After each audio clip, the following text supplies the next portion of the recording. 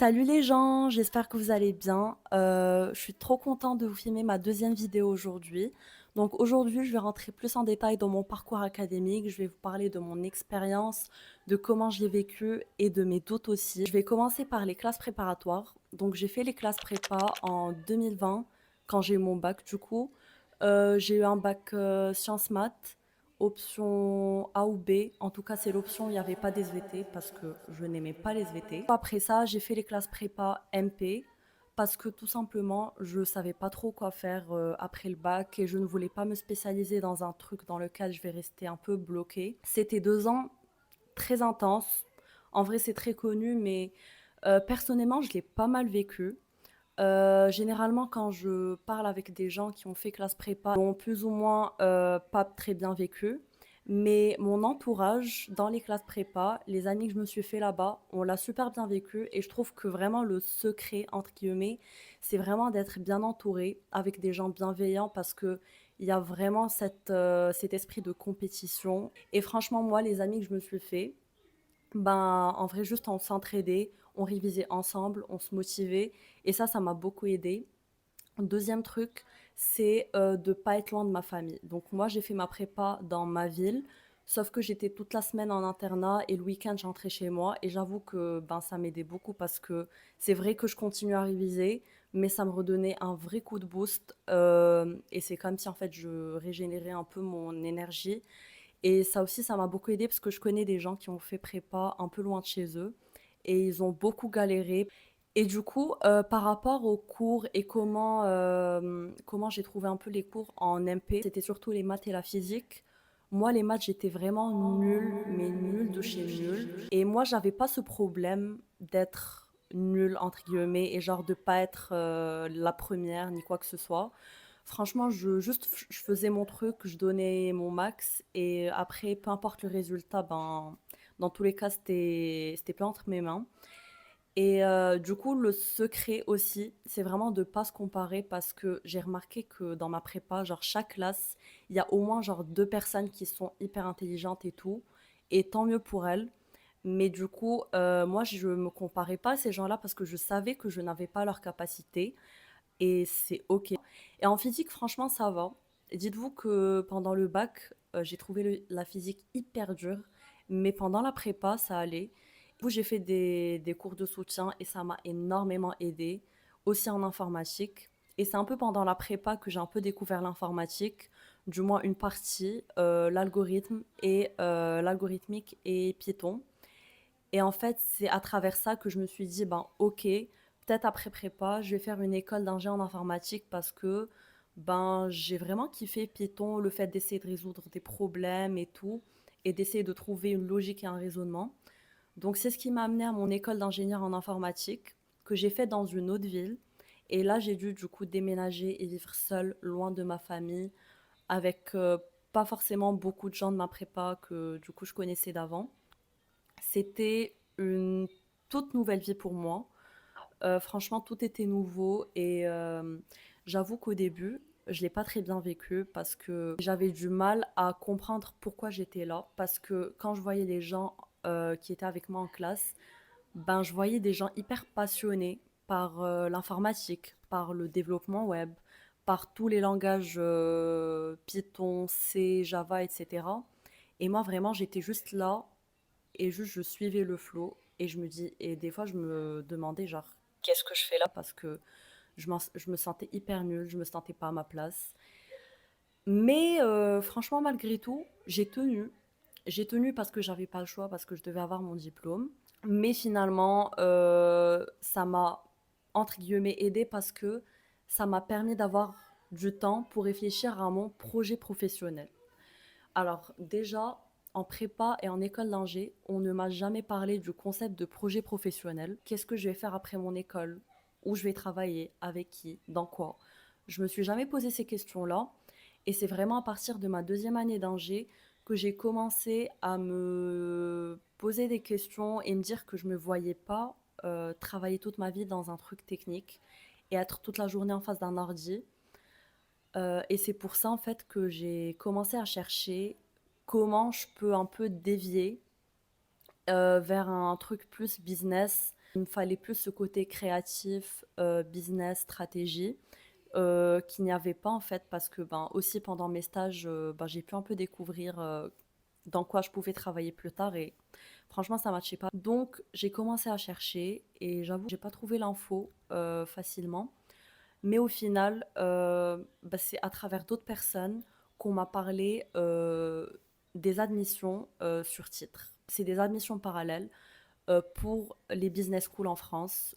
Le top 5 et même en vrai le top 10 c'est en général pour le PGE, qui est le programme Grande École, ou aussi le MIM, le Master in Management. Et du coup, après, j'ai trouvé une prépa qui faisait des cours en ligne. C'était une prépa basée en France, mais qui fait du coup des cours en ligne aussi au Maroc. Et en vrai, juste, j'ai eu un appel avec bah, la personne de la prépa qui m'a clairement fait comprendre que si j'étais pas prête à me donner à 1000% et à être vraiment à fond du début à la fin, autant ne pas m'inscrire et ne pas commencer. Alors j'avoue que le GMAT, c'était très très difficile, surtout que je le préparais en même temps que mes cours en ingé, parce que je le rappelle, j'étais toujours en école d'ingé. J'ai commencé à préparer, je pense, vers la deuxième moitié de la deuxième année d'ingé, donc j'ai préparé ça en presque un an. Et du coup, ben, j'ai commencé à faire les cours en ligne. Au début, je comprenais rien. Et en plus, c'était en anglais.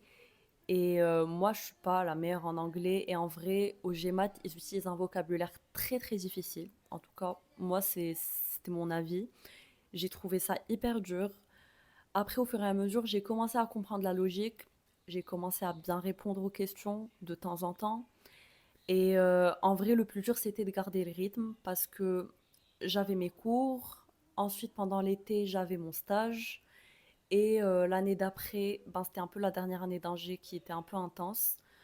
Et en vrai, le plus dur, c'était vraiment d'être consistant. Moi, au début, ben, je commençais, puis j'arrêtais, puis je commençais, puis j'arrêtais. Et au final, j'ai réussi à rester constante pendant assez longtemps.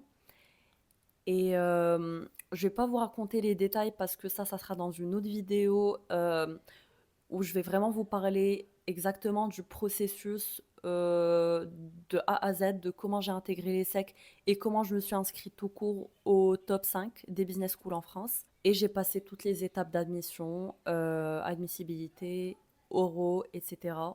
Et finalement, j'ai été acceptée à l'ESSEC.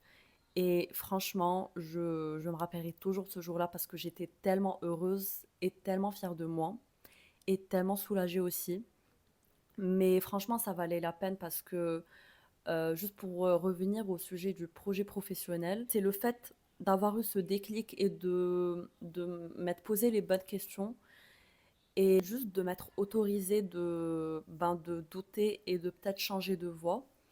Et c'est ce qui m'a permis à commencer à vraiment chercher et à me dire dans quoi je me vois plus tard pour travailler. Et en gros, juste pour vous donner une idée, moi, ce que j'aimerais, c'est vraiment travailler dans la cosmétique parce que c'est un domaine qui me passionne depuis toute petite. Et j'ai même jamais imaginé que je pouvais travailler là-dedans. Et j'aimerais bien garder ce côté data que j'ai eu dans mon école d'ingé et le mélanger à un côté marketing, business, stratégie, créatif. Bref, c'est un petit mixte qui me correspond, qui correspond à ma personnalité. C'est un peu ça mon parcours académique. Si vous deviez vraiment retenir quelque chose de cette vidéo, c'est peu importe vos situations, peu importe là où vous en êtes dans vos études ou dans votre vie, que vous soyez bachelier ou que vous ayez déjà commencé des études et que après 2 ans, 3 ans, même 4 ans, vous vous rendez compte que c'est quelque chose qui ne vous va pas, qui ne vous correspond pas et dans laquelle vous ne vous voyez pas au futur, ben franchement, vous avez le droit de vous arrêter. Pour moi, il n'est jamais trop tard de changer de voie. Et franchement, moi aujourd'hui, je regrette pas du tout. Au contraire, je suis hyper fière de moi d'avoir pris cette décision parce que ben, je vous avoue qu'aujourd'hui sur LinkedIn, je vois tous mes anciens camarades de l'école d'ingé qui ont commencé à travailler chez la RAM, chez Deloitte, bref, en gros des grandes entreprises. Et moi, je suis toujours étudiante et franchement, c'est pas grave parce que c'est vraiment ça, je le fais pour construire un futur qui va vraiment me plaire et dans lequel je serai épanouie. Et c'est un truc que j'ai vraiment compris, c'est que je veux pas travailler que pour travailler, mais vraiment travailler pour être contente de me réveiller chaque jour. Je pense que j'ai fait le bon choix. En tout cas, là, je suis encore dans le début. Franchement, je kiffe ma vie à l'ESSEC. C'est tellement différent des écoles au Maroc. Tellement tout le système est différent, la manière de faire les cours, l'organisation. Donc, franchement, je suis trop heureuse de découvrir tout ça. Et j'espère en tout cas que cette vidéo vous a plu et qu'elle a pu vous aider même un tout petit peu. En tout cas, n'hésitez pas à me poser vos questions dans les commentaires si jamais vous avez des questions un peu plus sur ce sujet ou autre. Je serais vraiment hyper heureuse de vous répondre et pourquoi pas préparer une vidéo spécifique si je vois qu'il y a une question qui se répète.